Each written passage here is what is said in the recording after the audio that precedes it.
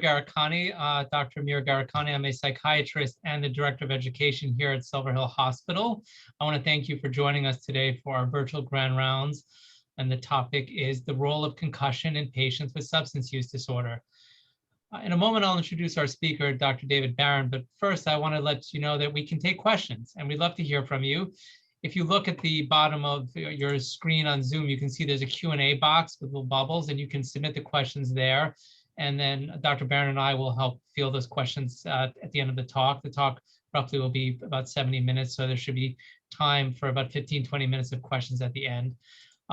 Secondly, if you want continuing education credits, a box will pop up at the end that will allow you to, in your browser, they'll allow you to do a survey, or the survey will be emailed to you, and you can fill that out and get continuing education credits. Finally, disclosures. Neither Dr. Barren or I have any relevant financial or other disclosures in relation to this presentation. Let me start by telling you a little bit about Dr. Barren.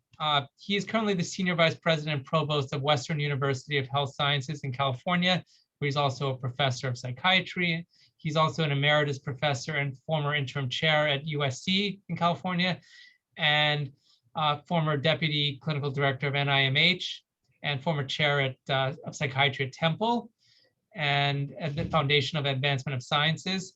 He's also a former president of the American College of Neuropsychiatrists and of GAP, the Group for Advancement of Psychiatry, which is how Dr. Barren and I met through that organization. He's also a distinguished life fellow of the APA and distinguished fellow of the American College of Psychiatrists and Neuropsychiatrists, and international distinguished fellow of the Royal College of Physicians. He's been actively involved in research in addiction, concussions, neuropsychiatry, and education for over 40 years, has served as a doping control officer of the International Olympic Committee and the NFL, and the Federal Drug-Free Workplace Program. That's kind of the brief bio. I could probably spend about 20, 30 minutes just telling everybody about Dr. Barren. It would be boring to everybody, but this is a really fascinating, really interesting, funny, amazing man. Dr. Barren and I met through GAP, and I had been a member as a trainee through a fellowship, and then I rejoined the organization as an opportunity. For those who don't know what GAP is, it's like a think tank for psychiatrists, and I joined the psychopharmacology committee where Dr. Barren is the chair. And the first project we work on is concussions, and we ended up getting a paper published in Lancet Psychiatry. And the thing that amazed me about Dave is what an excellent teacher he is and how patient he is. He's incredibly smart and knows so much about neurobiology and neurochemistry and about the brain, but the way he explains things is so straightforward and just easy to understand. And he was so welcoming on the committee, and also gave me a really great opportunity to be part of this group and work with them and these brilliant minds that are on our committee, such amazing people, but also very down to earth and welcoming. And he's the reason that I'm a member of the American College of Psychiatrists, and he's been really supportive of me in my career. And I thought he'd be the perfect person to talk about this really important topic, because every time I hear a patient talk about concussions or head injuries, the first thing I think is, oh, I'd love to hear what Dave has to say about this. He's truly an international expert in this area of concussions and head injuries and sports psychiatry and their relationship with substance use. So I couldn't think of a better person to talk about this topic. So I'm going to hand the floor over to Dr. Barren. Amir, thank you so much for that gracious introduction. I don't think my mother could have done a better job with that. But as everyone on the call knows, any leader is only as good as the people around them. And I'll take credit for being smart enough to get people like Dr. Garikani to join. You're very fortunate to have someone like him who's a brilliant superstar on the rise. And I'm just lucky to be able to learn from him and interact with him on some very important topics. It was just a joy when he invited me to do this presentation today. So, as Amir said, I want to talk about something that's been an important part of my professional life for quite a while. As was stated, a lot of the work I've done has been in the world of sports, and we'll talk a little bit about that. But I think concussion and its role in substance use disorders is really important, not only for clinicians, but for really society, almost as a public health issue. And what I'd like to do is share some of my thoughts with you today, a bit of the science that behind this. But what I think I'd really like to demonstrate is that the lack of much of the good science that we need to do. So we've made some wonderful strides moving forward, but I think there's a lot of good work to be done. And where it's really going to start is with clinicians. So I'm going to go to the next slide. So as Jane mentioned, and again, I want to thank Jane Cullen, who just was unbelievable in helping me to organize this. I thanked her this morning for sending me a reminder email, not only a reminder, but to make sure I had the proper login. We've all learned a whole new etiquette when it comes to lecturing. Who would have thought that one of the most important phrases in our lexicon would be "you're muted" moving forward? But things change.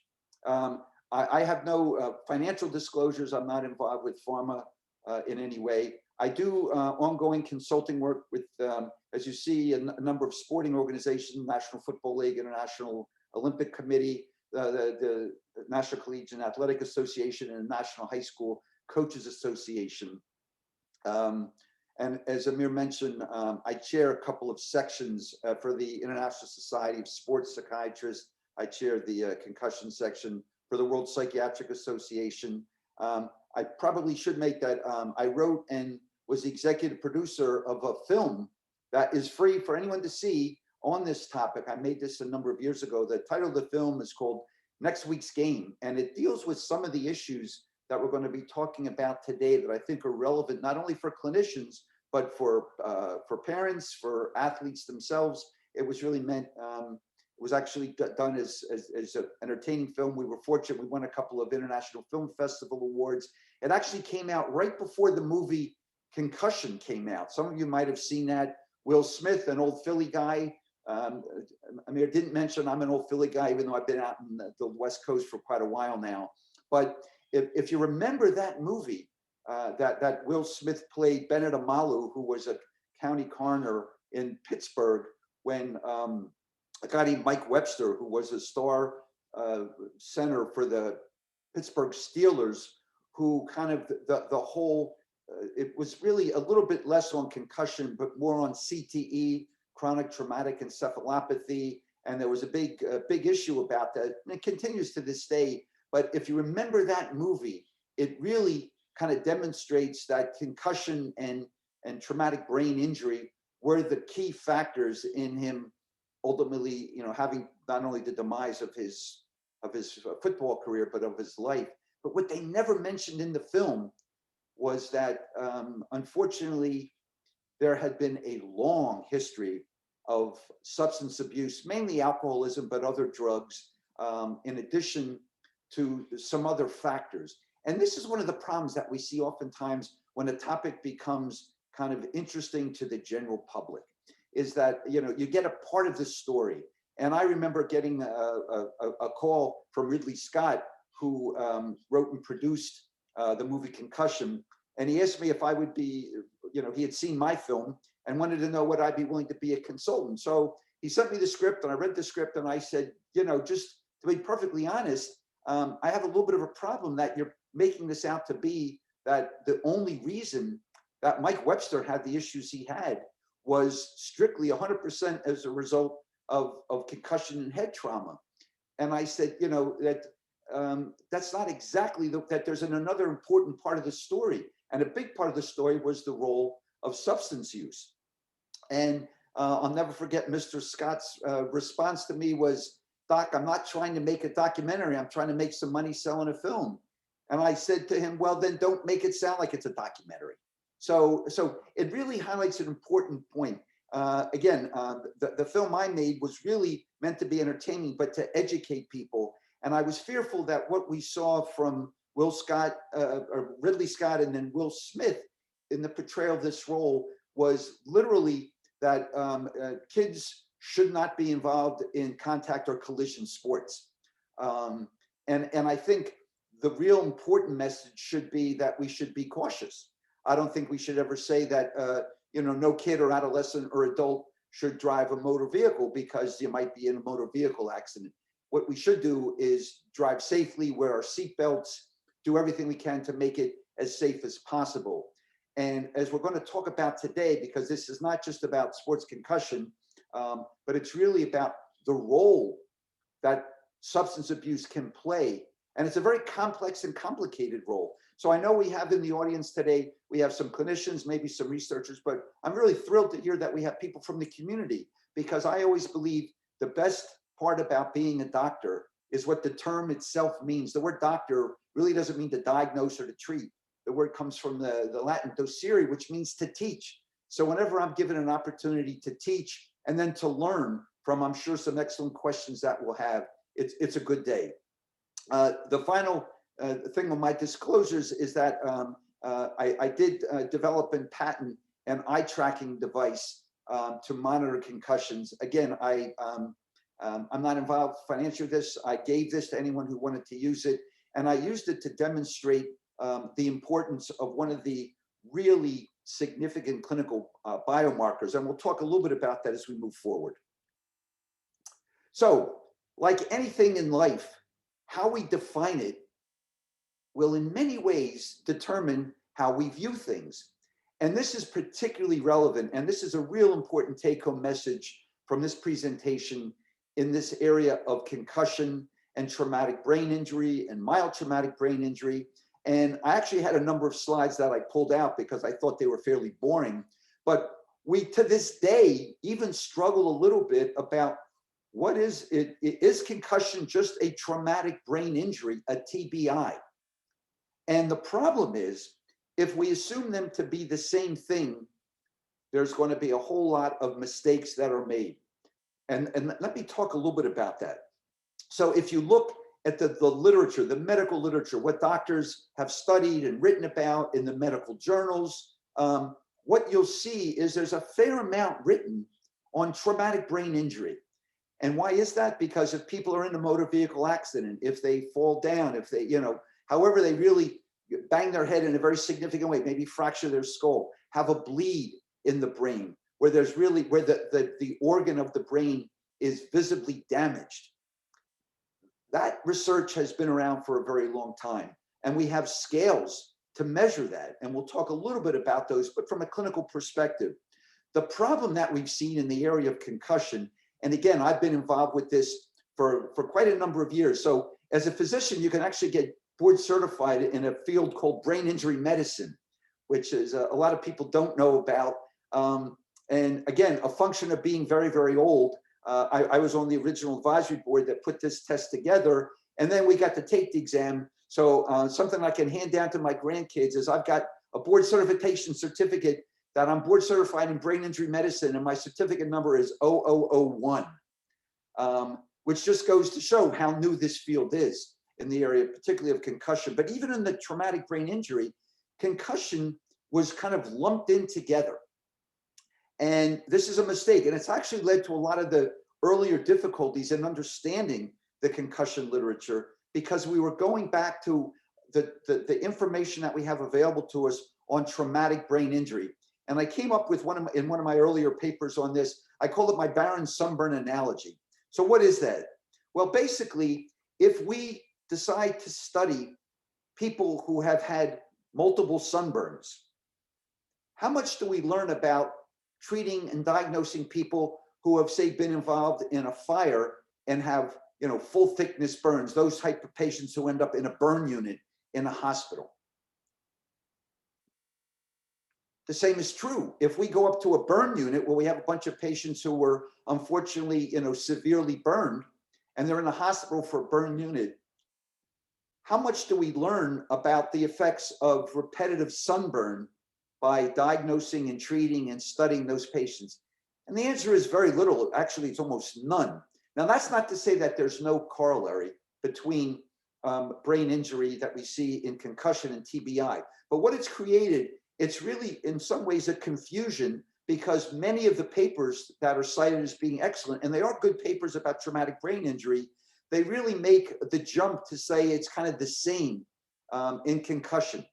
And as we all know in the field of medicine, kids, the field of pediatric is not just small adults.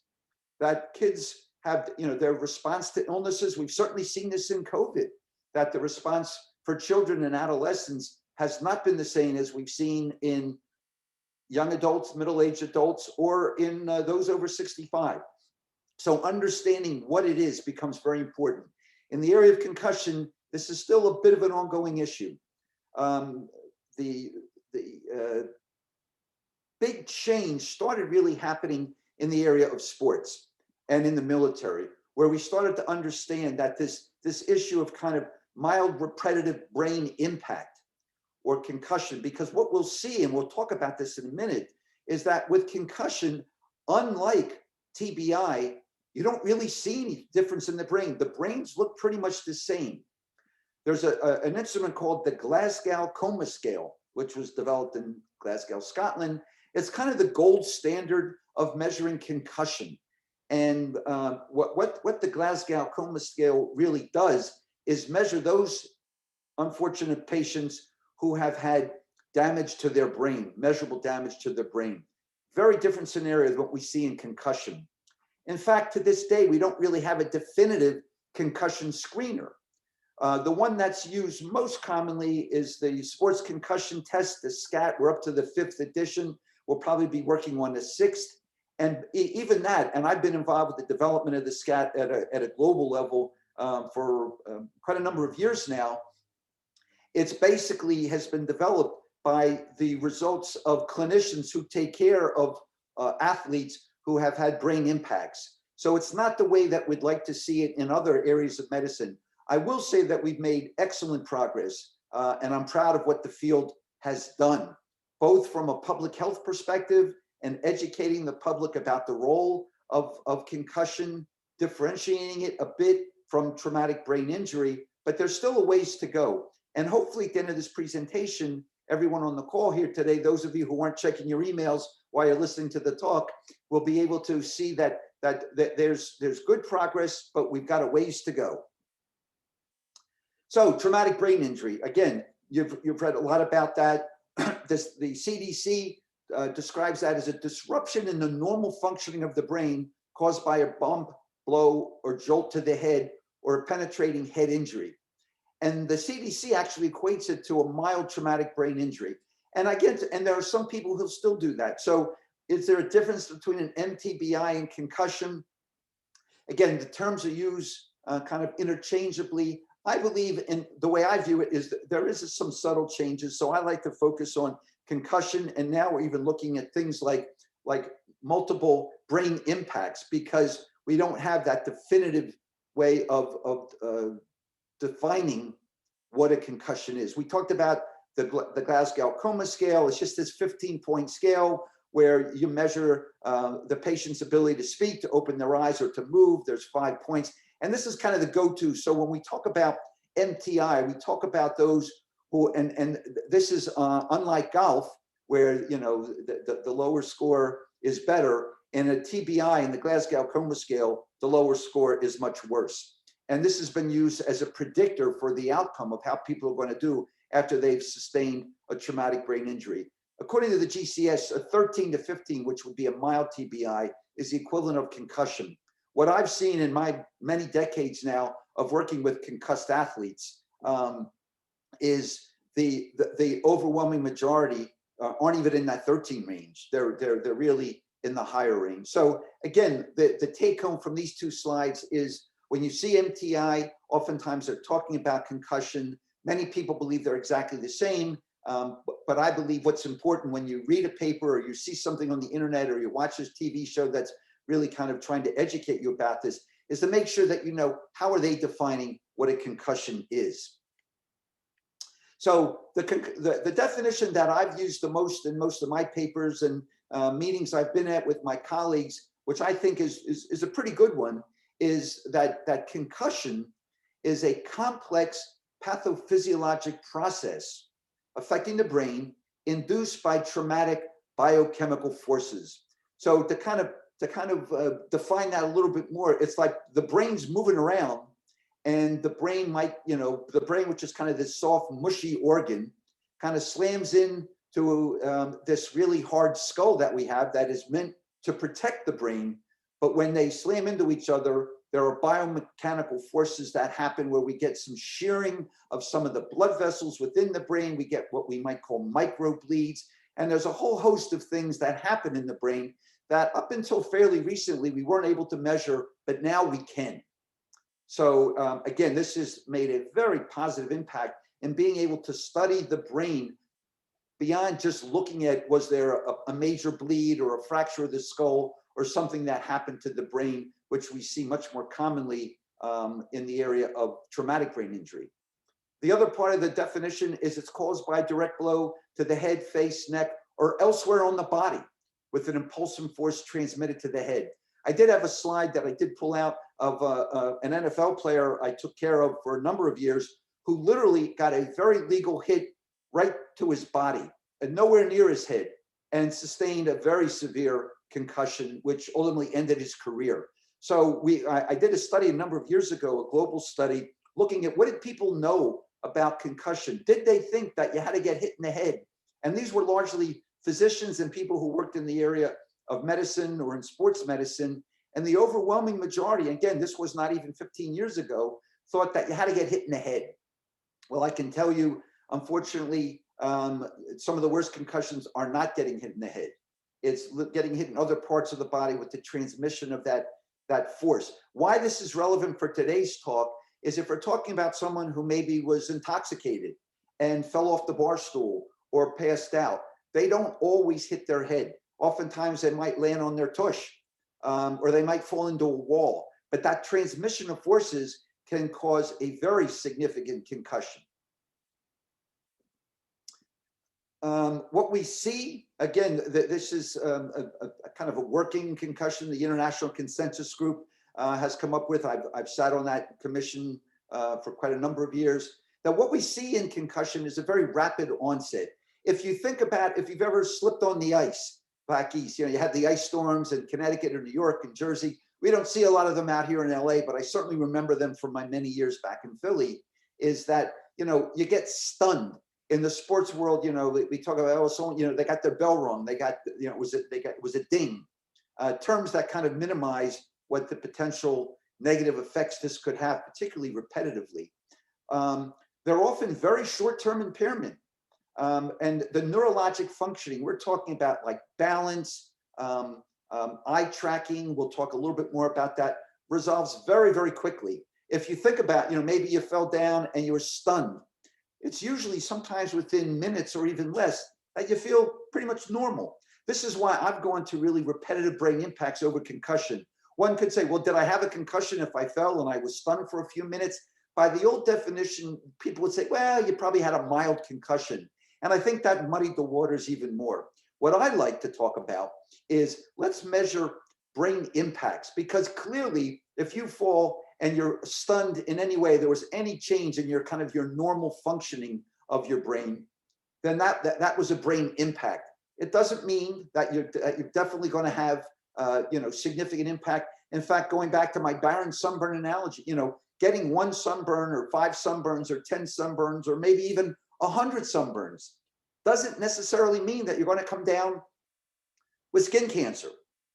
It does mean the more sunburns you have, the more likely you are to be into that high risk group.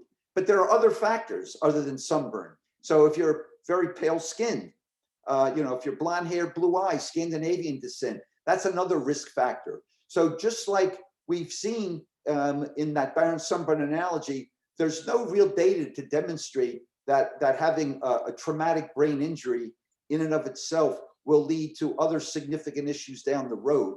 Usually the significant issue is that traumatic brain injury at the time. Where in concussion, there's this cumulative effect, this additive effect.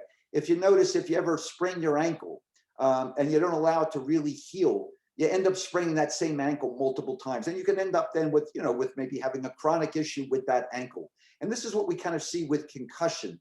It's that no single concussion, particularly the mild forms, they usually resolve the overwhelming majority within 72 hours.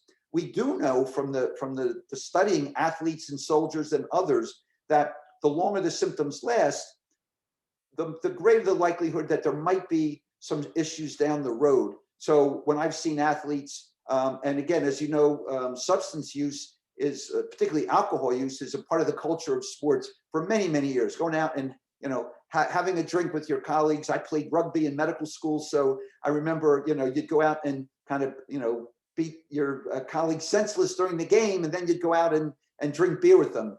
And since I was never a drinker, I was always the designated driver. So I got to observe the impact of this without being intoxicated myself. So what we do see, though, is we see a number of these neuropathologic changes.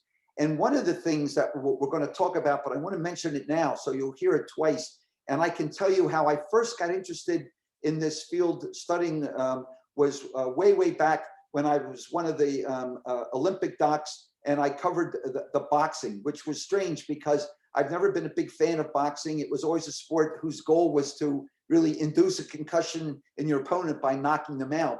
But I was impressed over a number of Olympic games that I worked in the area of boxing, was that when I would go out and evaluate an athlete who had been knocked down and would come out, it was always looking into their eyes. That I didn't really have to do much more, but there was that glazed look in their eyes. I'm sure some of you have seen it. If you've seen colleagues or friends, you know, it's just that, you know, it's like something is seriously wrong. Now, oftentimes within a matter of minutes, they kind of will shake their head and they can kind of, you know, knock the cobwebs out and come back. But I got interested way back then about studying what's going on in the brain and what are the long-term effects. And again, there are a number of really fine researchers who have studied this. We've developed an animal model, so it's not a good thing to say, well, we want to study concussion, so come into my lab and we'll bop you over the head with a hammer and then we'll study it. That, you know, most institutional review boards wouldn't let you do those studies, but we are able to study animals. So there's an animal model where we can study the effects of mild repetitive concussion.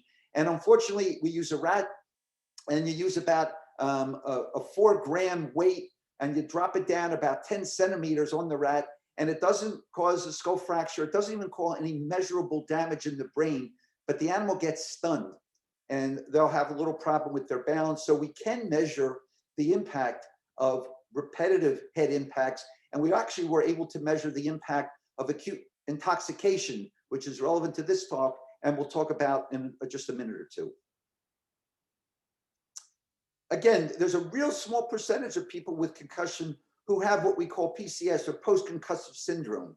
And in fact, what we see is the majority of the symptoms that last beyond that first 72 hours or so, the majority of those symptoms are psychiatric. So someone would say, well, you know, why would a psychiatrist, why not have a neurologist or a neurosurgeon or somebody else measure those? And the answer is actually fairly simple, is that most of those acute neurologic symptoms resolve pretty well, if not completely. But what we do see, and what I've got referral and how I got heavily involved with this in the world of sports and with the military, I did some consulting work at the Naval Hospital out here in just outside of San Diego, and I've done some work with the military, number of branches of the military. But what we see is that these folks, the symptoms that they get longer term tend to be more what we would see as a psychiatrist: changes in mood, irritability, lability, impulsivity. We've all seen in the news about NFL players who have suicided, or who have become, some of them took out their violence against others, homicidal even. And a number of cases that I've seen and followed in the NFL, and I'm still very active with the NFL. We were on a conference call on the behavioral effects of football with the NFL just this past week. So we're now starting to really study more of the behavioral and mental health effects of repeated brain impacts, not even just concussions. And what I've seen is it's not that these folks necessarily get really depressed. Some do suffer depression, anxiety, but they become very impulsive. So Junior Seau, who played for the school that one of my alma maters, where I was 18 years on the faculty, and as Amir mentioned, I was the interim chair of psychiatry there for quite a while, but then went on to having a pretty successful pro career. Those of you who are football fans probably remember Junior Seau. And Junior suicided, and it was actually quite unexpected. I mean, here was a guy who was beloved in his home city of San Diego, very popular player, had a good family life, had made more money than he could ever spend, but it was a very impulsive act. And this is what I've seen time and again, is this impulsivity. So we've actually been studying the brain as to see kind of why that is. And we've actually learned some important things. And one of the things we have learned very early on is that there is no signature lesion. There's nothing that we can look at on kind of our standard ways of looking at the brain, CT scans or x-rays, which is what in the past, that was the thing. Someone got knocked out and we'd send them to the ER and get, you get a CT scan if it was a high-end place, or you just get an x-ray of the skull, and they were negative. And then we say, well, then they didn't have a concussion. As if because we couldn't see anything meant everything was okay. And I remember early on talking to a group of neuroradiologists who said, well, and again, this was many years ago, the neuroradiologists have made phenomenal advances in understanding that the brain is affected, but just not the ways that we've measured it in the past. And they would say, well, there's nothing on we're not seeing anything in the CT scan or on the x-ray, so it's normal. They didn't have a concussion. And I remember asking them, say, well, if we drive out to Santa Monica Pier and we look out over the ocean, we're not likely to see a single fish. Should we then conclude that there are no fish in the ocean?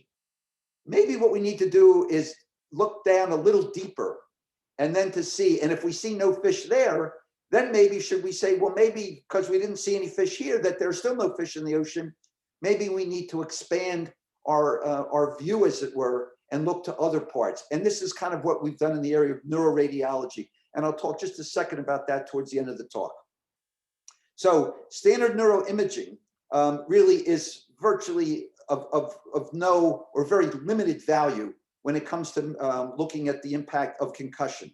If you've got a patient who had a blackout or who fell down and got knocked out and ended up in the emergency room, a negative CT scan or an MRI or even X-ray doesn't really tell you very much. What it does tell you is they didn't have a skull fracture. They don't have any significant bleeds. It clearly does not rule out a concussion.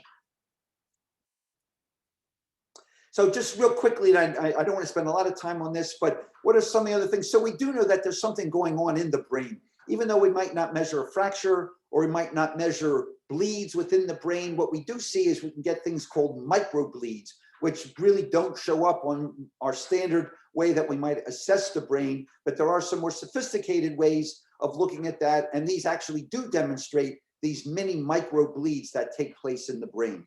What we do see is, the brain is a very complex organ. As we all know, it's the most complex organ in the entire body. We're just barely scratching the surface, even now, on understanding how the brain works. But we've made, again, wonderful advances. But we do see that concussions do cause a strain on what we call ion pumps. And that's just the way the brain kind of communicates with itself. When we see this injury, the brain it needs more energy. Well, the brain gets energy from blood. And what we see is that there are some ways of measuring this that have shown to be very consistent. We can show this in folks with concussion. And the brain likes to talk to itself. It communicates. So the brain is really very much hardwired. And things that happen in certain parts of the brain will clearly affect other parts. So one of the things we were able to demonstrate reasonably early on as we got more sophisticated neuroimaging is that we were getting to the point where we're starting to be able to predict some level of impairment based on what we were seeing in the brain. So if we saw some problems in the brain's ability to communicate in an area of the brain that we know is heavily responsible for kind of how we think and how we behave, and if we're impulsive, sure enough, those findings were consistent.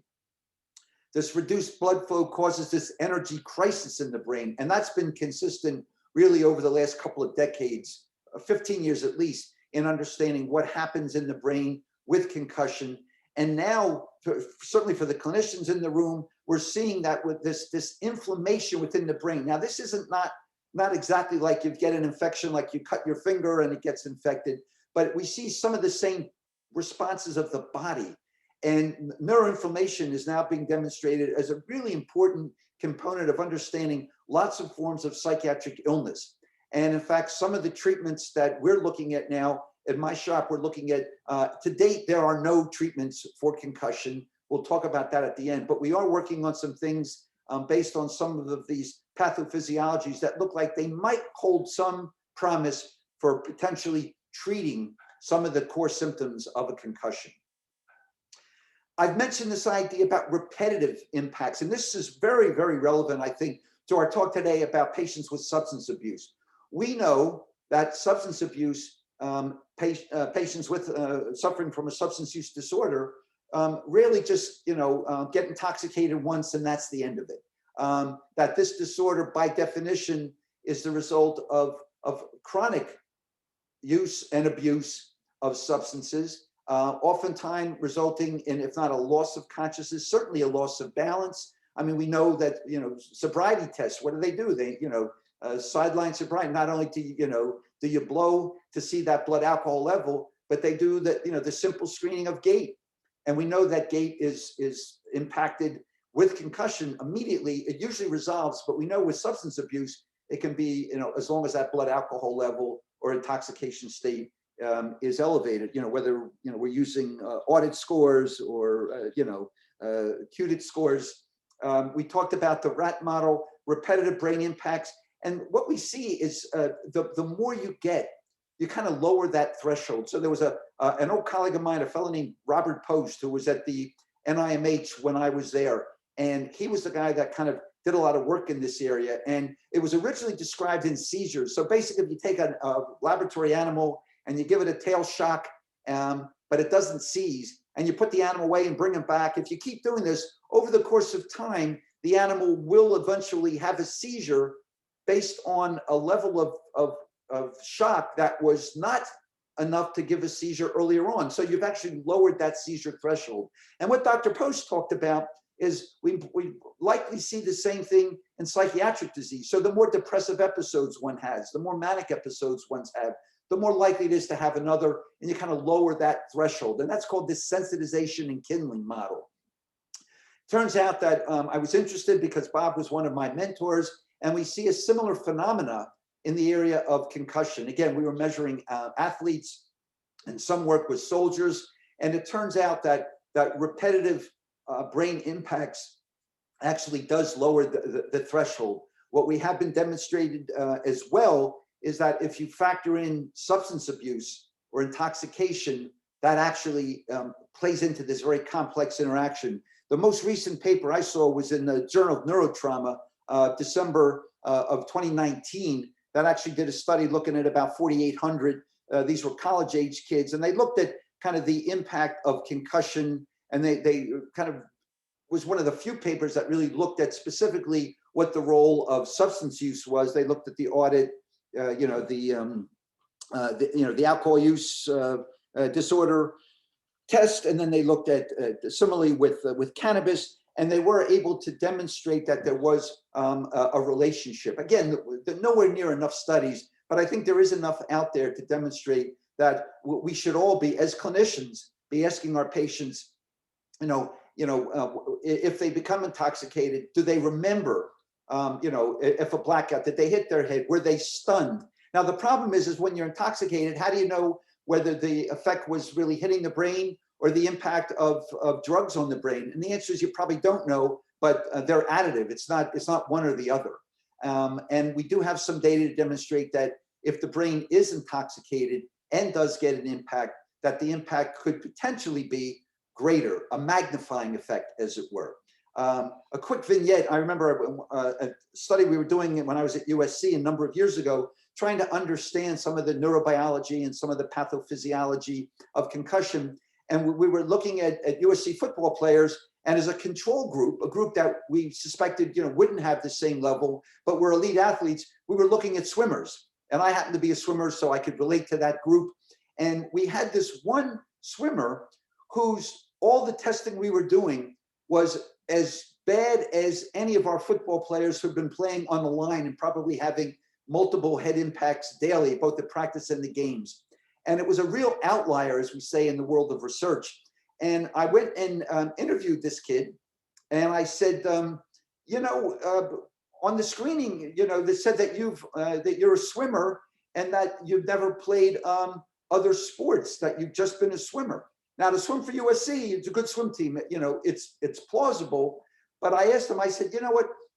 There's something about some of your results here that have me curious.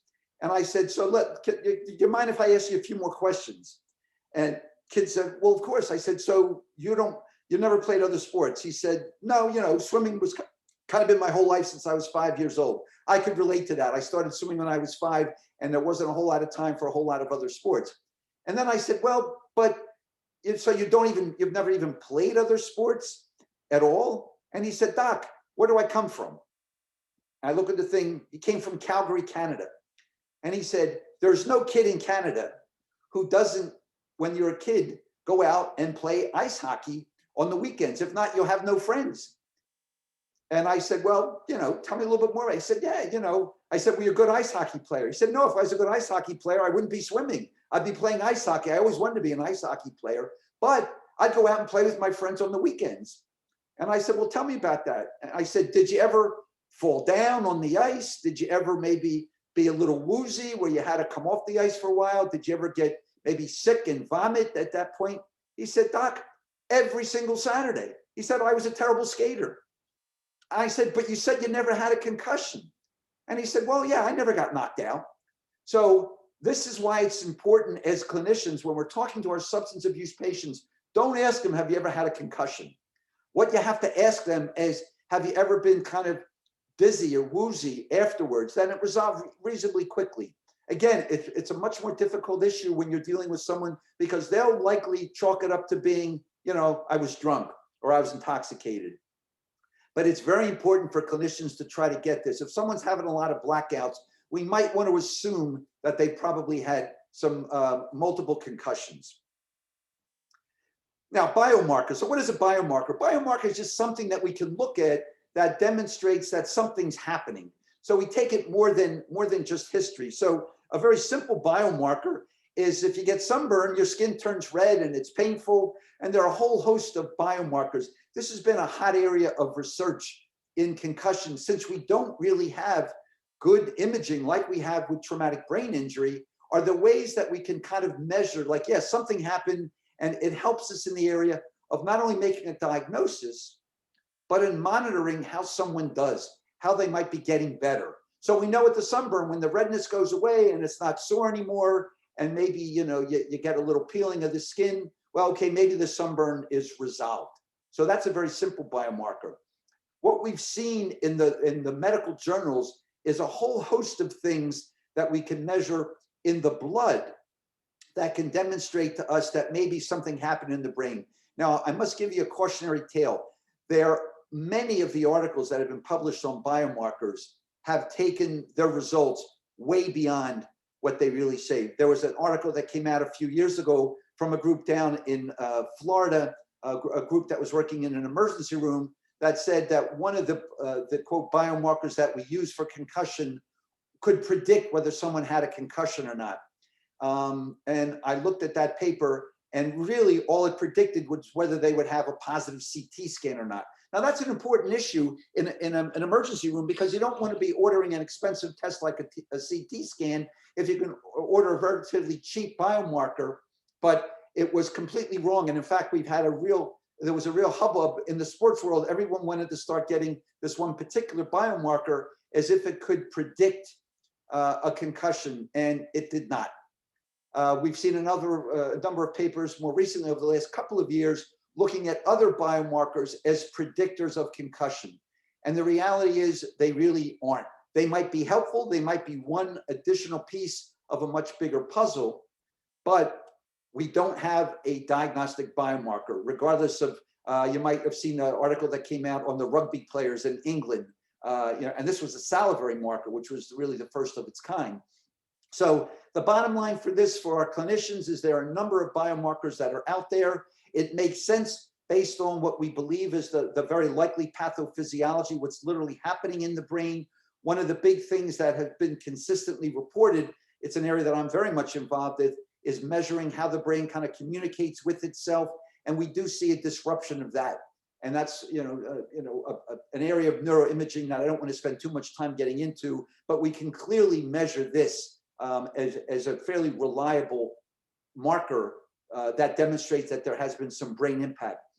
What we haven't seen is these biomarkers being effective just in someone who just has substance use disorder. So they've not been demonstrated as being kind of, so if we're seeing some of these biomarkers, the first one that was written the most about was one called S100B. And again, these are just the name of what we're measuring in the blood that either is at a higher level that it should be, or it's there and it shouldn't be at all, and telling us that something went on that is probably demonstrating that the brain was injured in some way. And then we get back to the important clinical work of making sure that we do everything we can to keep the patient as safe and as healthy moving forward. So the effects of alcohol in rats, again, very limited studies. There are a few that are out there. This is a wide open area. If you have any medical students on the call or residents, this is an area that is wide open. I had one small grant with my old lab back at USC, and we were looking at alcohol in, again, laboratory animals. Not exactly the same. A rat isn't the same as a human, even though we all know humans who sometimes act like rats, but their brains are different. They don't have parts of the brain like a prefrontal cortex. That's an important part of this. So we can learn a lot, but we shouldn't do a direct correlation. Intoxication at TBI, interestingly enough, so we see some differences with TBI than we see with concussion, prevented the resolution of neuroinflammation. Now, remember, we just said that we might have neuroinflammation as an important component of the pathophysiology of concussion. So alcohol might actually have an impact on expanding that post-concussive period. Now, why that's so important is we do know that the longer the post-concussive period is, the more likely is that there's going to be a very slow return to normal functioning. In fact, many of the athletes that I've dealt with, we've actually had to tell them, particularly NCAA athletes, that you need to really probably get out of a contact sport. I had a very high-end women volleyball player who was sent to me from Michigan a number of years ago, and she had had a number of concussions. Again, women who play soccer, it's probably the sport with the highest percentage of an incidence of sports-related concussion in women's soccer, and she had had 3 or 4 with some fairly significant ongoing symptoms, and we literally had to pull her out, and she actually went on to become an NCAA champion rower. We don't see a whole lot of concussions in rowing, fortunately. So this whole idea of anything that prolongs the symptoms, of which alcohol seems to do, is clearly not a good thing. And we know some of these are biomarkers, that they're blood biomarkers that actually are associated with alcohol, and they also have a direct impact on how the body's able to deal with infection. As we all know, alcohol has an impact on reflexes, similarly what we see in the immediate post-concussive period. So we see this additive effect, but again, there's a lot of work to be done. And again, these are interesting signals, as we say in the research world, but need much more research. And again, when we're talking about a control group, these become even more challenging studies to accomplish. So let's talk a little bit about diagnosis. So I've said at the beginning, we don't have any pure diagnostic test. It's really a clinical diagnosis that we're looking for, again, these immediate neurologic changes in balance, in patients acutely disoriented, their gait, eye tracking. The reason I put that in italics is not because I had a patent on an eye tracking device, but some of the really earlier work done by, there was what they called the KD, or the King-Devick test, which was a very gross marker. And this was what I noticed, this is what really got me very interested in the field biologically, is this clinical observation of looking into somebody's eyes after they've been knocked out, and that kind of glazed look, and the problem with eye tracking. So there's actually 5 specific eye tracking measurements that seem to be fairly diagnostic. And it really, it's what we call vergence, vertical and horizontal vergence. It's smooth muscle pursuit, the ability of the eyes to kind of very smoothly follow something without having this herky-jerky movement, which we see oftentimes in patients with psychiatric disorders. So we do have these 5 signs, and we measured a lot of them. I work with a really brilliant neuro-ophthalmologist, but eye tracking is a really important one, and clinically, one that you can do. You don't have to have a lot of fancy equipment to measure eye tracking. A very important one is dysomnias. So what does this mean? This is bad sleep. Some people will sleep too much, but they don't get restful sleep. And this is an important biomarker that I've seen in athletes, where they'll say, you know, my headaches have kind of gone away, but I'm having a really tough time with sleep. And that's a pretty common symptom that I've seen. And then nausea and vomiting. You might have seen, you know, sporting events where you'll see someone, you know, get really dinged badly. A real impact. We'll go to the sideline and they might show him vomiting or her vomiting. You might see them kind of, you can tell their gait's off. These are all very, very good and pretty accurate neurologic measures. Again, as I mentioned, the overwhelming majority resolve quite quickly. We used to use what they called mushroom therapy. For those who've been involved with sports, you know, someone, you know, we think they might have been concussed, or they, you know, would say, well, go home and stay in a dark room and, you know, come out in 3 or 4 days. It turns out there's probably a few things that could be worse. The only thing maybe worse will be going in and get your head hit again. Then you get this thing called second impact syndrome, which we won't have time to talk about, but is certainly related to this area, certainly in the area of substance abuse. And what we now know is that the brain needs to rest, but we need to engage gradually back into low-level activity, whether it be an athlete or a patient who's not an athlete, and we'll talk a bit more about that.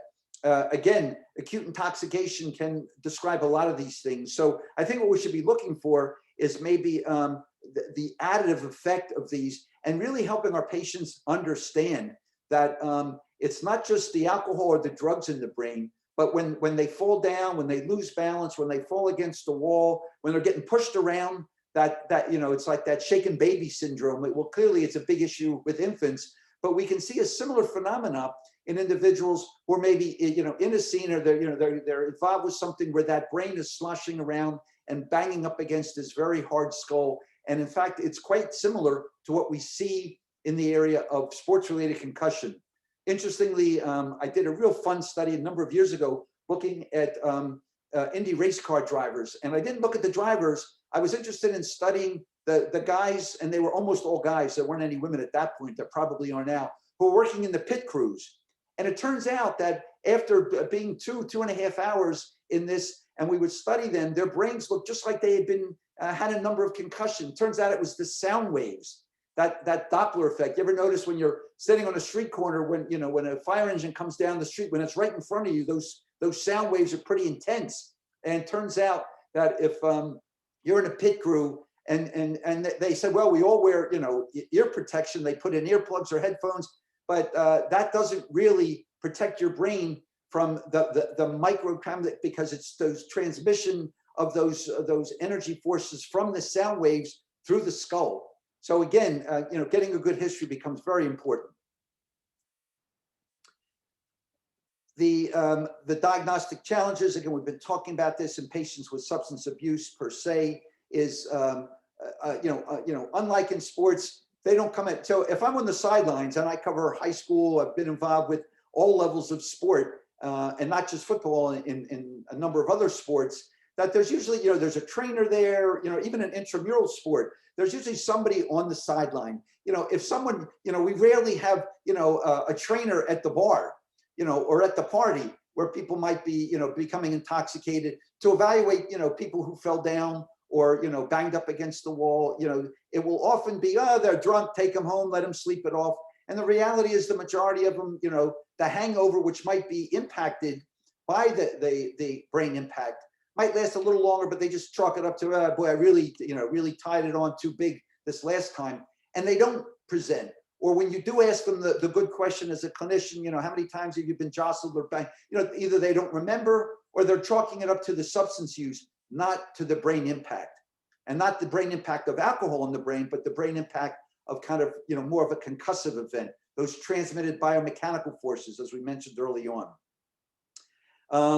Oftentimes, as we know, our intoxicated patients don't remember the blackout phenomena. They don't remember getting home.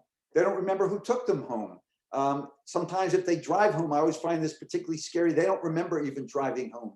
So it's very, very difficult, even for the most astute clinician, to really get a good history on potential multiple brain impacts or potential multiple concussions.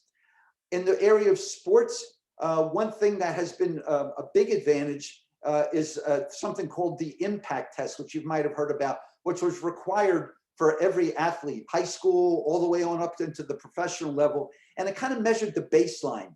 Now, the problem with the impact test, just like we see in the area of substance abuse, is you can fake it.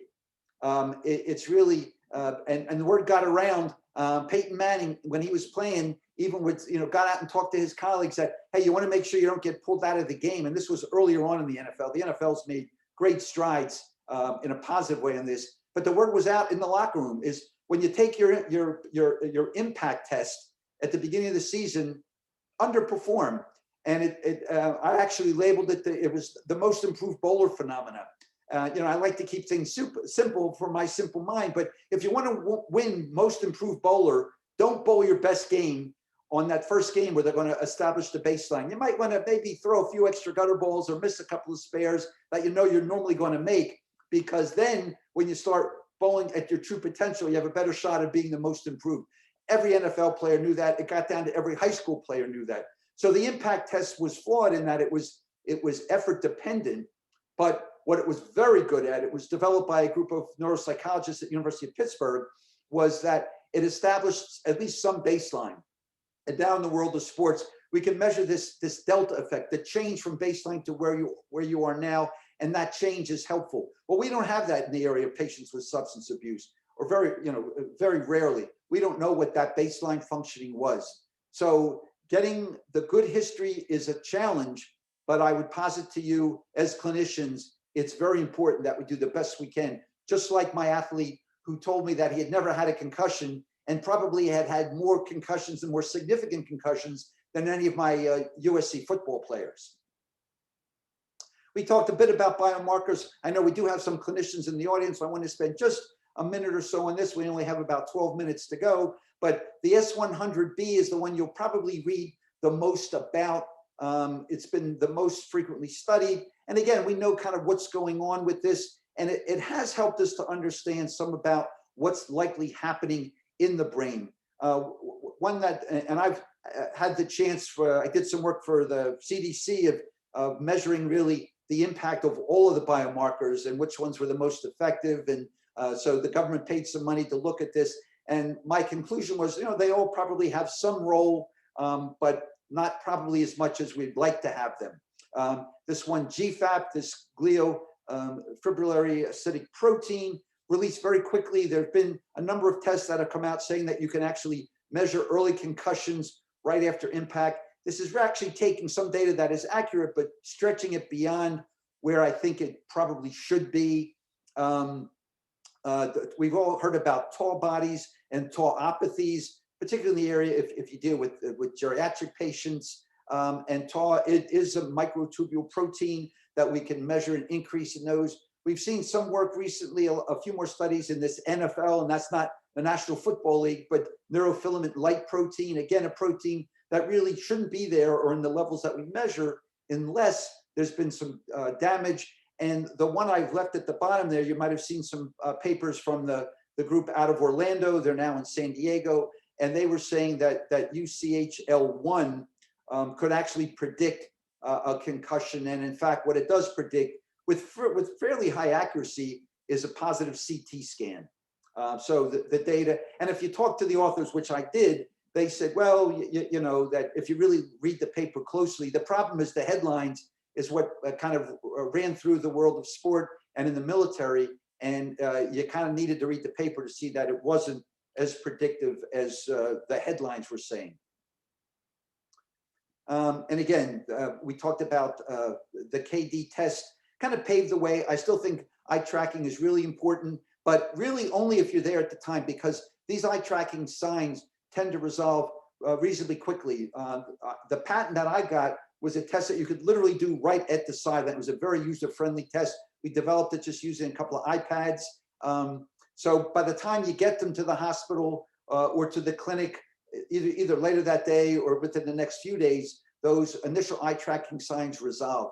And I used to see that with my boxers and the football players I took care of over the years, is that even by halftime, their eye tracking would be back to normal. But, and that kind of that scared or kind of that blank look in their eye would resolve, but it was clearly there. Again, there's a lot of work going on looking at salivary mRNA, and that M is for micro, not messenger RNA. So there's some interesting work being done here. we've done some work looking at salivary proteins, and I think there's some good stuff on the horizon, but we're not quite there yet.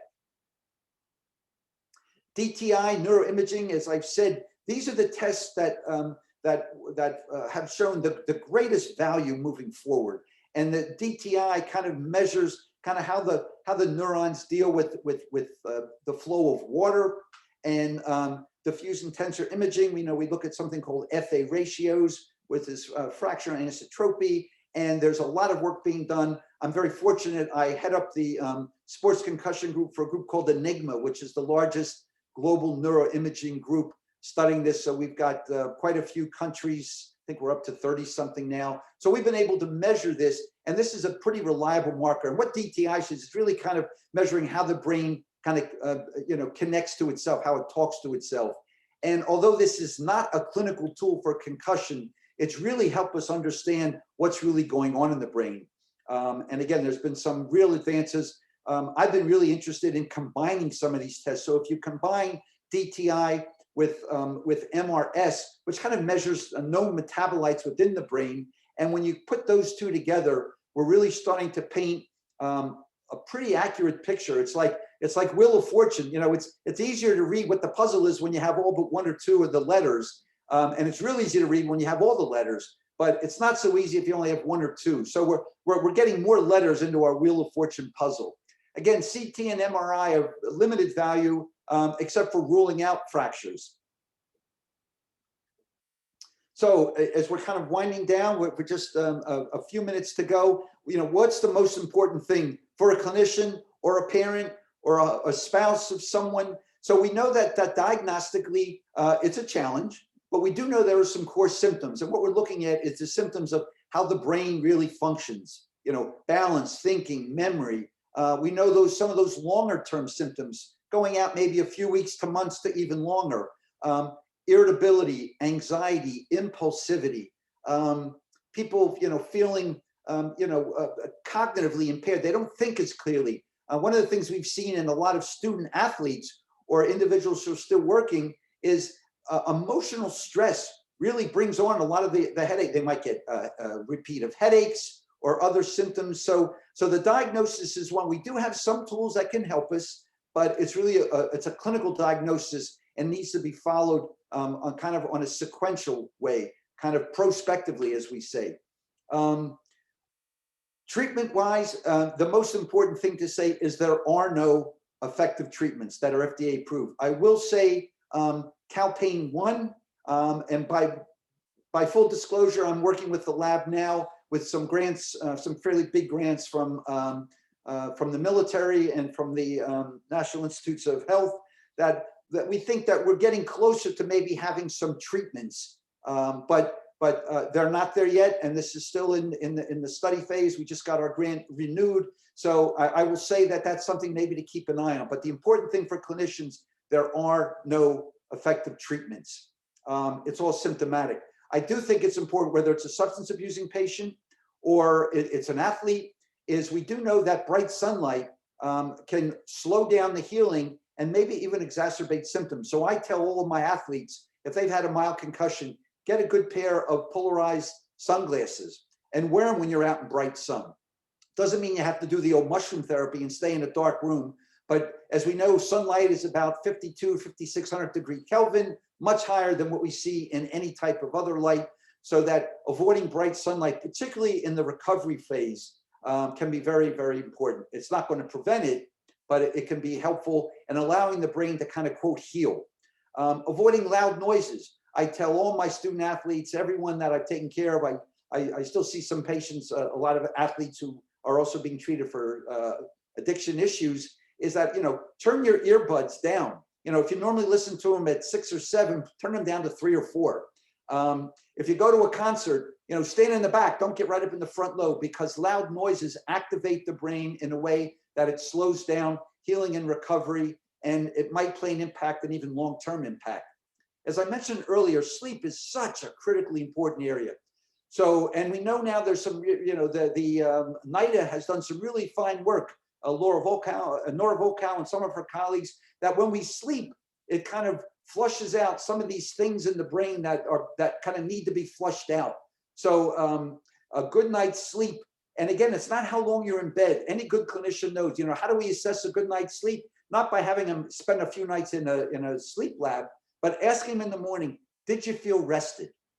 Were you able to get up and get going? Or did you need multiple cups of coffee, or a really long cold shower to even wake up? That sleep really is a function of how one feels in the morning. We know that many people will go to sleep, if they've had too much to drink or get intoxicated, but it's usually not high quality sleep. They might just be unconscious in bed, but don't report feeling really rested when they get up in the morning. As I mentioned earlier, light exercise as tolerated is really the way to go. Usually the first 72 hours, we tell people, take it easy, just, kind of listen to your body, but don't stay, holed up in a dark room. Probably not a good idea to engage in a lot of cognitive stress. Light reading is okay if you want to do that. And then it's a gradual return to recovery. You hear in the sports world, this athlete is in the, they're in the concussion protocol. Really, the concussion protocol is just a return to play. It's a gradual return to play based on return of symptoms and increased exposure to more contact or more physical energy. Avoiding aspirin. Now, why would you avoid aspirin? Well, we know that aspirin, can have an impact on microbleeds. It's an anticoagulant. So what we tell all the athletes, avoid that. And usually for a minimum, I usually say a minimum of 5 to 7 days, even beyond, the 72 hours. Emotional stress, people who are stressed out, it just acts as that negative magnifying glass. And I can tell you that as a clinician who's treated many of these patients for many decades and interact with my colleagues around the world. And again, cognitive stress. Many of our athletes, I've had students who've taken the semester off or have taken a medical leave, maybe take an easier course, but probably not the semester to take organic chemistry, because we do know cognitive stress exacerbates, and obviously the role of intoxication. When someone is intoxicated, they're already at increased risk, as we know, to sustain an additional brain impact. But even more importantly, what we see is that the potential for alcohol to impact the brain recovery period.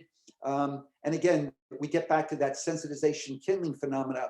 What I tell people is, sometimes we'll talk about second impact syndrome. Basically, real quickly, what that is if you injure the brain when it has not, quote, healed, the impact can be devastating. So Ryan Lesat was a middle school football player up in Seattle, Washington, early 2000s, playing, took a hit, got dinged, comes off the field. It was a championship game. Now we're talking middle school, not even high school. The coach says, "Are you okay?" The kid says, "Yeah, coach, I'm fine." Goes back in about 15 minutes later, takes another relatively minor hit to the body, kind of crumples down. Long story short, was in a wheelchair, and it resulted in the LESAT laws, which really started a lot of the issues in trying to prevent athletes from repeat concussions. And then the bigger thing is we see with chronic traumatic encephalopathy, and there's some controversy about the direct role, and really not time to get in that today. So according to my watch, I've got 45 seconds to finish this off. I did want to put up just a few of the references. If you Google substance abuse and concussion, you will get, I think it's probably 30 or 40,000 hits. But if you look through those, you'll see very, very few of them. The one that I think is one that came out relatively recently. Again, that was Newman's paper in the Journal of Neurotrauma.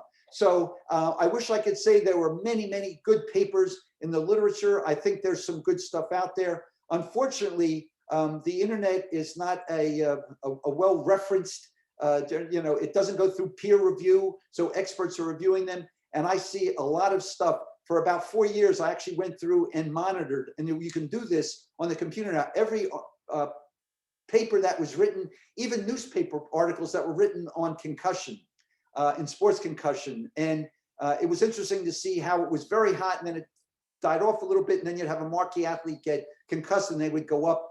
But the level of quality science is often lacking. So you have to read these things with a very critical eye. Just don't read the conclusion, make sure you read through, the whole paper so you can understand how were they measuring concussion? Did they get a good history? Was there a control group? So it's an emerging science. It's an emerging clinical literature. I think it's way better than it was.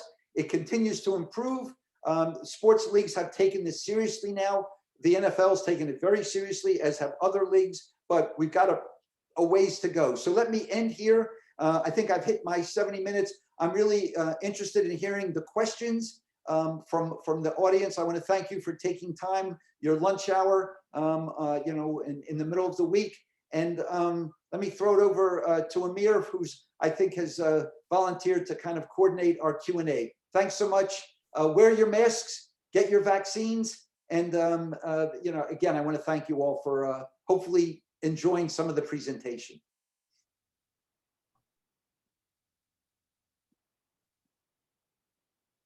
So if I can throw it over to Amir.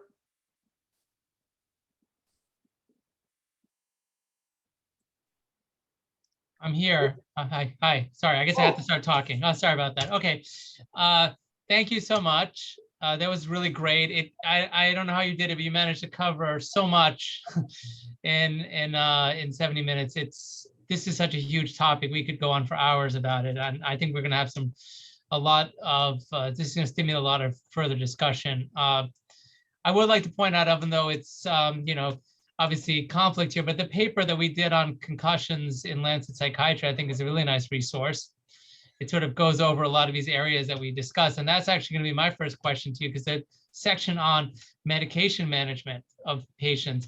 Let's say you have people who have concussions and they suffer from depression or bipolar disorder, or whatever the diagnosis might be. What are the sort of considerations in terms of medicating patients who've had multiple concussions? I think I know the answer. I just wanted to have you share with everybody. Yeah. Well, it's a great question. And one of the things I need to apologize, as Amir said, I could probably do a whole weekend seminar, and I would invite my good friend Amir to help me with this. This was very much the view from 30,000 feet, and I wanted to try to make it relevant for some of the non-physicians who I know are on the call. So there's much more detail and a whole lot of clinical. Maybe we could do a follow-up at some other point if there was enough interest. But in the area of what drugs that we can use, there's very little that's been studied. There's some, if we know there's a drug that specifically would impact the area of blood clotting, like an aspirin-like drug, but very few of the psych drugs are that way. So, so Claudia Reardon and myself, we've published some stuff looking at this in the area of antidepressants. There's really no data to demonstrate that you're going to make them any worse. One of the things I will tell you that we've seen, and we don't have a great explanation for this, is patients who have had multiple concussions seem to be more sensitive to the side effects. Now, I published a paper a number of years ago on an NFL player that was sent to me who they thought was acutely psychotic. And as it turned out, he did have psychotic symptoms, but this was really directly related. And the time was such that it was really, beyond question, that was related to having had a number of concussions. And he had a very, very bad reaction and was very sensitive to side effects. And I've looked at this with a number of my colleagues over the years. So the one thing I would say as a clinician is be on the lookout for a much lower threshold for side effects and more intense side effects. So there's nothing to say that you can't use an antipsychotic or you can't use an antidepressant. But what I would say is be on the lookout for more significant side effect profiles, both more in intensity and longer lasting. So again, I would use cautiously, not that we can't use them, they're certainly not contraindicated. And as I recall in our chapter, I think Amir, you were the one that actually did some of the work on looking at the literature. So I think for our audience, I'd like to throw that one back to you and share what you found, not only in your own clinical practice, but in preparing for that Lancet Psychiatry paper that we did on concussion. Yes, so you're right. There isn't a lot published on that. But the one thing that I found is in my work here at Silver Hill, but also clinical experience and looking at the literature, is that I always am very careful to start very slowly with the medications and be very cautious, because you're right, people are very sensitive to the doses of medications. It's not that you can't put people on certain antidepressants or antipsychotics, but you just have to be very careful about medicating them and down medicating them a bit. You know, I, it's such an important point. You know, I used to say, you know, think of like what we used to do with either the very old patient, you know, our geriatric patients, we're not always likely to start them at what would be a therapeutic dose. So I think you're exactly right that if you think clinically you have core symptoms that might resolve or be appropriately treated with the drugs, that we can I always try, as you've said, you're 100% correct, is I would tend to go with more non-pharmacologic interventions first, although I don't want to deny a patient who might benefit from an antidepressant, anxiolytic, or antipsychotic. But as you say, you're 100% correct. If you believe it's appropriate, kind of start really low and go up very slowly and be on the lookout for side effects. The one thing I will say with anxiolytics, I'd even be maybe a bit more cautious because I've seen an increase in confusion more so than I would. Again, not unlike what we see with patients, you know, who are, you know, beyond 70, 75. yes, absolutely. I'm always cautious about using benzodiazepines, for instance, with these patients. Yeah, I would say they're the drugs I probably use the very least. Just like I'm not a real huge fan of using a lot of benzos when it comes to patients with other substance use disorders. So, you know, I think caution is really appropriate. And when you believe it's clinically indicated, start very low, as you said, maybe even lower than you would otherwise, and then go up very slowly and closely monitor response. I think this is not the patient you want to see in 3 weeks to see how they're doing. When I start patients on medications with concussions, I'll have them check in maybe every couple of days, even just give me a quick phone call, because I want to know how things are going. I don't even want to wait sometimes even a week. So a great question. Thank you. So somebody asked a question about the relationship between multiple concussions and addiction. And I don't know if they mean that developing multiple concussions puts you at risk for addiction or having an addiction. I mean, but they said, is there a relationship between those two things? Well, there's only one really decent paper. I'm not going to say great, but decent paper that has looked at that. And that's this Newman paper that came out in the Journal of Neurotrauma. And what it seems to be is, as we tried to kind of give just a broad stroke overview, it's a very complex relationship between substance use and concussion. What has been demonstrated in, and you know, it was 4,800 college age kids that there does seem to be some relationship. So individuals who have a known, again, based on audit scales or CUDIT scales, that they are more likely to have concussion, and it goes the other way. So if you have a substance abuse, you're at a somewhat increased risk. We demonstrated the same thing with, we did a big study in the Middle East of all places, but demonstrated that if you had hyperactive ADHD, you're at increased risk for having a concussion. And it kind of makes sense, you know, if you're a kid and you're hyperactive, that you might fall down and hit your head more frequently. But we do believe that there is some relationship, but it's a very complex one. It's not a simple one-on-one. And again, how much of it is casual versus causal, we don't know completely, but there are some biological data showing that certainly if someone has a known substance use disorder, they're in a higher risk group for having multiple brain impacts or multiple concussion. So there's a really good question here about boxing, and there are two questions about that. But the first one I think might be really interesting. It's like, do you think that we should continue to have people box based on your research? Well, I'm going to give you my view on this. So I did Olympic boxing. Some of you might remember a boxer named Joe Frazier, who was, had some kind of classic bouts with Muhammad Ali. Joe's gym was literally right down the street from my old office at Temple. And I took care of Joe's son, Marvis Frazier, who was an Olympic boxer and a pro, but was never quite what his dad was. Marvis was diagnosed as having what they said was bipolar disorder. Marvis never had bipolar disorder. He had multiple concussions. I actually stopped doing Olympic boxing, and I've worked in most of the summer games since 1984.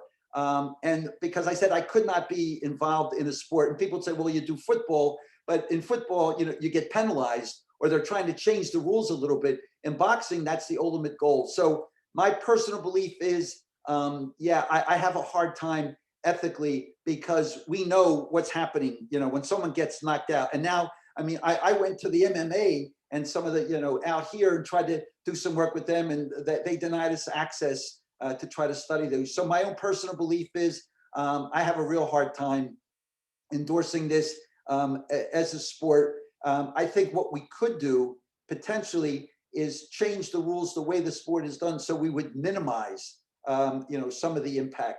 And there are actually ways to do, believe it or not, a bigger, heavier glove cuts down on it, because you can't get, it's the velocity, it's mass times velocity. So there are ways, but boxing is one of those sports where they really, that's, I guess, kind of the essence. We thought it was a very big deal when I was up in Canada. I did a Fulbright in Canada, and we literally got the Canadian government in Vancouver to outlaw, to ban body checking in youth hockey. Now that was a big deal, because, as you know, hockey is a very big deal in Canada. But they realized, and they did it because it was financial, that that when you ban body checking, you actually, there was much less in the way of, and they have a government health system where the government was saving a lot of money. So you can change the culture of sport. We've seen a change in football at all levels. So boxing, to me, yeah, I'd be hard pressed for someone to convince me why that sport shouldn't be modified to make it a whole lot safer than what it is now.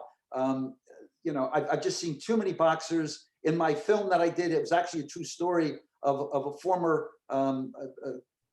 world champion in boxing who literally had significant cognitive impairment, a classic CTE case years later.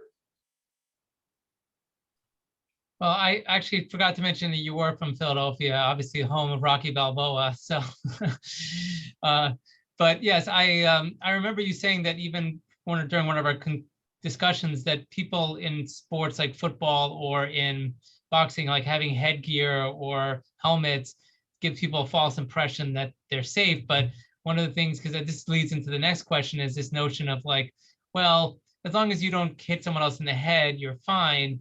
When in reality, as you said, the shearing forces of jerking your head around, whether it be equestrian or playing soccer, and just, having your head jerk into somebody, even if you don't head the ball, can still cause concussions. So I think that's an interesting question, but that does lead to the next question, which is, how do you convince young athletes to choose, sports that are less risky, or how do you improve safety awareness, given their ambitions to do sports like football or boxing that might be more dangerous? So. Well, this again is a very important question, and one that I really had a problem with, as I mentioned at the beginning of the talk, with the movie, the Concussion that Ridley Scott and Will Smith starred in, is that I've had parents say, well, maybe I should just have my kid be captain of the chess team or take that up, and I think that's great, playing an instrument and doing other things, but the body is meant to move, and in fact, what I think the key question should be is, how do we make sports as safe as they can be? So people say, would I let my kids play football? Both of my boys were pretty good soccer players. Soccer has more than its share of concussions. My youngest son rode motorcycles, which clearly has more than its share. Unfortunately, that's more TBI than concussions. So I think what we need to do with kids, and we need to do with sports, is look at, how do we make them as safe as possible? How do we take out all the good part of sports? Socialization, working hard. There's so many good things that happen from sport, but keep them safe. And there are ways that you can make football safe. So we've seen about a 50% drop off in Pop Warner football over the last 15 years or so. In fact, so much so that the NFL is worried about, are we going to have a decrease in potential talent, a generation from now? I don't think they really have to worry about that. But I think the issue with kids is we need to make sure that kids are well trained. And this I address in my film a lot, because kids, they think, well, there's something cool, or, you show your badge of courage by playing injured. We used to glorify, it was almost like the old gladiator. Oh, look at that player, he's stumbling around and he's go back and playing for his team. Well, that's not smart. That's just stupid. And we have data to demonstrate that. So I think parents, coaches, trainers, people involved in the world of sports across need to know that they need to be educated about, what brain impacts can do, what they do. How do we change the rules? How do we train kids, in the area of soccer? It turns out that the impacts from soccer, if you hit the ball properly, there's not as big an issue. What happens is young kids who don't know how to head the ball properly and the head snaps back, or they get hit on the side of the head, or they go up to head the ball and they actually head the other player in their head as well. So it's about how do we make it safe? How do we train these athletes, young athletes, very early on, whether it's pee-wee soccer or football or even baseball, to take care of their brains and make sure that that we pull the best out of it. Because I would hate to say that, well, we stopped having kids, they became very good on video game sports. No, the body should go out and move, but let's do it as safely as possible and use everything we can. And there probably are some people who maybe really should be avoiding, and we're getting closer to kind of looking at, there's some genomic risk factors that might put people at potentially greater risk, just like we know similarly with addiction, that there are some people who are at greater risk to develop substance use disorder based on some genomic issues. And I've had a number of athletes who I've either pulled out of sport, got them into other sports. And I think that's what we need to do, is to focus on taking as much of the good out and minimizing as much as possible. And then realizing that some athletes, they've had a series of concussions. Nope, you're not going back to play football, take up another sport, but that's just not, and just playing another position, unless you're the kicker, is probably not the answer either. Thank you. Yeah, this actually ties in with a question that someone asked about, to go back to boxing, but I'm going to tie it in with other sports. How do you feel about the way that in film or TV they portray boxing? Like if you watch a boxing movie and people are hitting each other with impunity, and there's doesn't seem to show the impact of injuries. Same thing with football. The NFL used to have videos of greatest hits, which they don't do anymore, of people getting pummeled. They sort of glorified it. And do you think that they're moving away from that because of how it may be portrayed, especially by young people? Well, I think that's a really important, not only question, but comment. So we clearly have seen, you don't see announcers saying, oh, look at that hit, that player, what a warrior, they're back in there. Now you see them playing how, hey, they're going to go into protocol. So I think we are seeing a bit of a change in the culture of sport. You don't see sport, in general, really all sports glorifying that gladiator mentality. But I still think we have a little bit of ways to go. Again, I've seen dramatic change just over the last 4 or 5 years compared to what it was years ago. I think in the area of boxing and some of these other sports, I still personally, again, this is just my own opinion, I have a real problem with that. I think in football, there has been a lot written. I mean, the NFL gave $100 million. Now, is the NFL, should they get off scot-free? No, but I think the NFL has taken it seriously. Now, whether it's to avoid future litigation, I don't really care what the motivation is. I want to give them credit for taking a very positive stance about concussion. They follow the protocols. They have independent evaluators, up in the in the press box and evaluating players as well as on the sideline. So I think we're going in the right direction.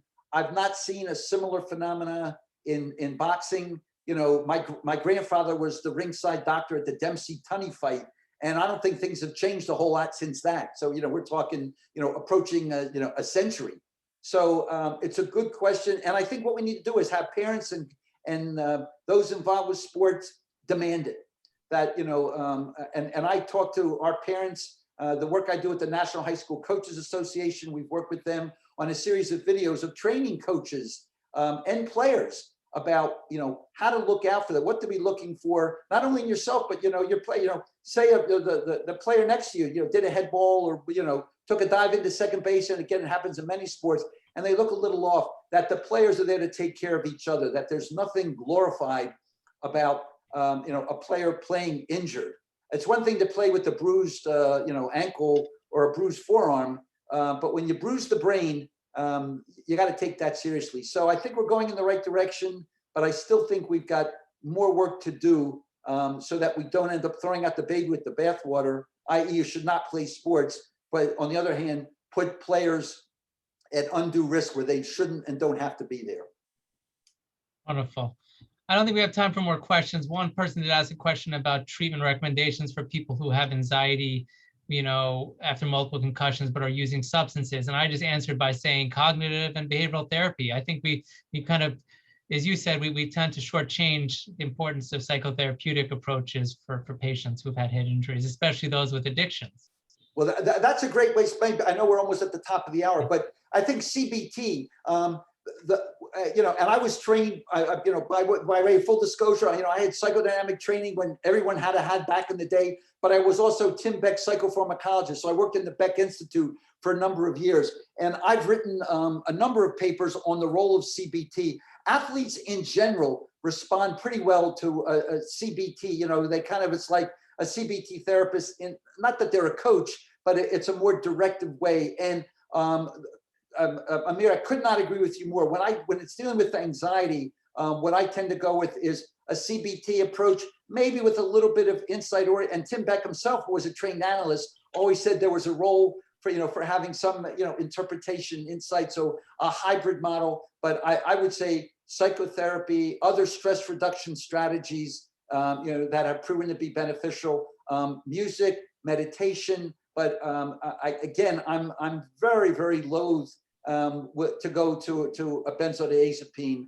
I'm not saying never, but I would say non-pharmacologic interventions, stress reduction strategies that are pretty well documented, and telling the patient, psychoeducation, that as their sleep starts to get better, that they'll start feeling this. So maybe it's a little bit of a placebo effect, but that's not a dirty word. So really working with the patient in a maybe a modified or a CBT model, I think can really benefit. And I also tell them why that I'm not really that interested in getting into Valium-like drugs, because of the concern. Not that we're never, ever going to do that, but I want the patient to understand why we're not doing that, because my goal is to get them to their highest level of functioning and in being able to enjoy and engage in life. And I don't want to do anything, as all physicians are trained, first do no harm. Absolutely.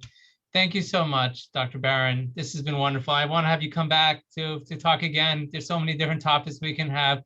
For those of you who are here, thank you for coming, and you'll get a survey to fill out for your continuing education credits. Thank you so much, and we'll see you soon.